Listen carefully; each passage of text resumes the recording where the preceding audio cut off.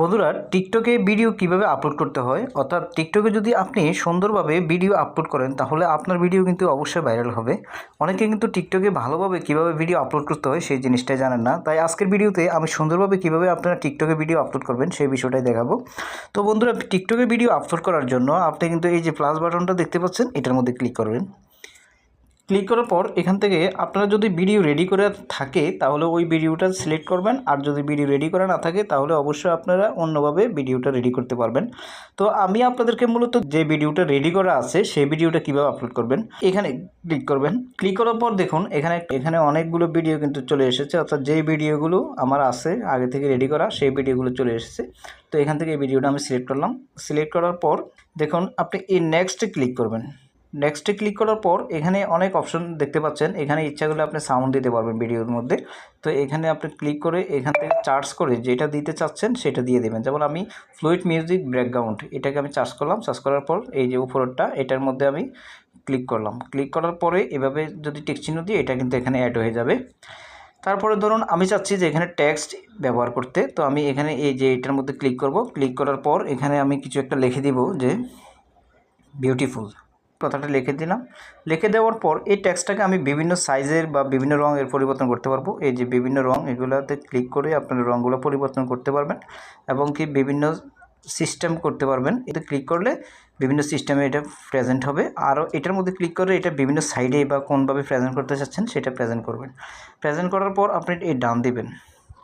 টান দেওয়ার পর এটা ইচ্ছা করে টেনে ধরে উপরে দিয়ে দিতে পারবেন। পরে যেমন ধরুন আপনি এই যে ভিডিওটা দেখতে পাচ্ছেন এই ভিডিওটার কালারটাকে চেঞ্জ করবেন, অর্থাৎ এখানে এটার মধ্যে ক্লিক করবেন। ক্লিক করার পর এখান থেকে আপনি আপনার মতন করে ভিডিওটার বিভিন্ন কালার আপনি চেঞ্জ করে নিতে পারবেন।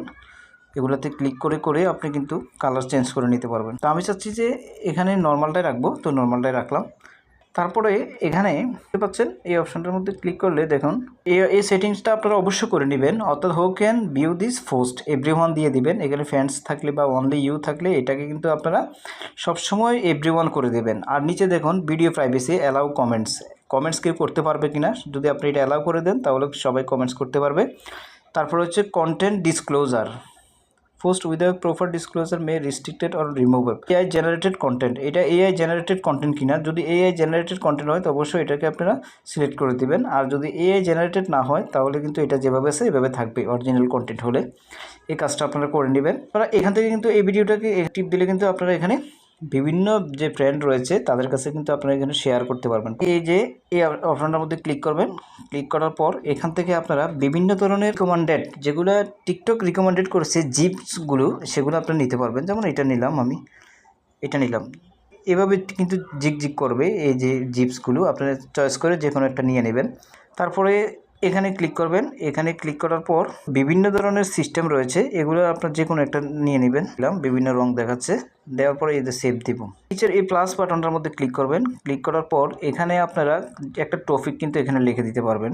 আগে যদি কোনো লেখা থাকে সেটাকে পেস্ট করতে পারবেন, অথবা আপনি যে কোনো একটা টপিক্স কিন্তু এখানে লিখে দিতে পারবেন। লিখে ডান দিবেন। ডান দেওয়ার পর দেখবেন এই টপিক্সটা এখানে কিন্তু চলে আসবে। নেক্সট বাটনে ক্লিক করবেন। আমি নেক্সট বাটনে ক্লিক করলাম। ক্লিক করার পর এখানে কিন্তু আপনাকে অনেকগুলো কাজ করতে হবে। যেমন আপনি প্রথমে এই যে এডিট কভার এটার মধ্যে ক্লিক করবেন।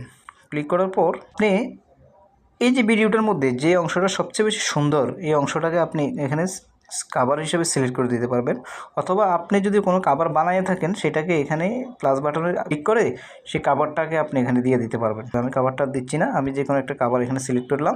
সিলেক্ট করার পর সেভে গেলাম। তারপরে এখানে কিন্তু আপনারা এই ভিডিওটা সেটার সম্বন্ধে একটা ডেসক্রিপশান লিখবেন। ন্যাচারাল ভিউ পয়েন্ট এটা লিখে দিলাম। তারপর আপনার এখানে হ্যাশট্যাগ দিবেন, যেমন